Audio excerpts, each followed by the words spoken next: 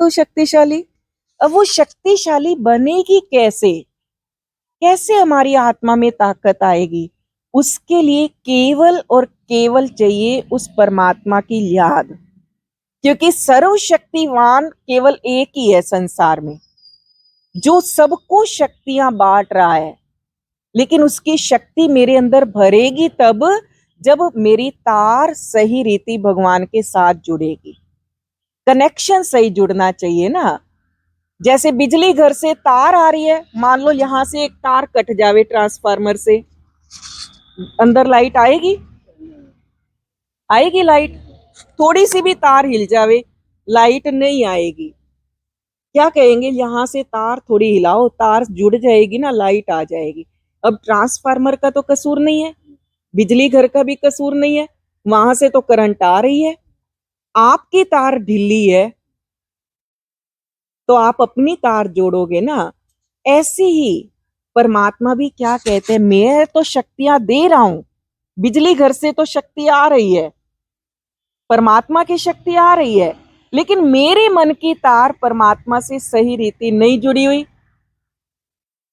तो अगर शक्ति लेनी है तो अपनी तार को ठीक करना पड़ेगा। और तार को ठीक करने के लिए क्या करते हो कि पहले ऊपर की रबड़ को उतारते हो। रबड़ को उतारते हैं ना कि ताकि सही करंट आने लग जावे, जुड़ जावे आपस में तार। अगर रबड़ चढ़ी हुई है, आएगी? जुड़ेगा ही नहीं कनेक्शन। तो हमारी आत्मा पर ये जो शरीर रूपी रबड़ चढ़ी हुई है ना, पहले इसका भान भूलना पड़ेगा। बार बार ये स्मृति अपने को दिलानी पड़ेगी, जो सच्चाई है वो स्वीकार करानी पड़ेगी कि मैं शरीर नहीं, मैं तो एक आत्मा हूं। ये स्मृति जितना अपने आप को इस शरीर से डिटैच करते जाओगे, जितना इससे न्यारे होते जाओगे ना, परमात्मा से अपने आप तार जुड़ेगी। आपको वो मेहनत नहीं करनी पड़ेगी। आप केवल अशरीरी बन जाओ, क्योंकि परमात्मा कोई हमारे शरीर का पिता तो है नहीं। शरीर का पिता तो नहीं है जो शरीर समझने से याद आ जाएगी। परमात्मा मेरी आत्मा का पिता है। तो जब तक खुद को आत्मा नहीं समझोगे ना, तब तक परमात्मा से तार नहीं जुड़ने वाली है। इसलिए ये स्मृति जरूरी है। और जैसा आपको बताया कि केवल आत्मा आत्मा ही नहीं, लेकिन आत्मा के साथ साथ कोई ना कोई श्रेष्ठ संकल्प भी जोड़ लो कि मैं आत्मा शांत हूं।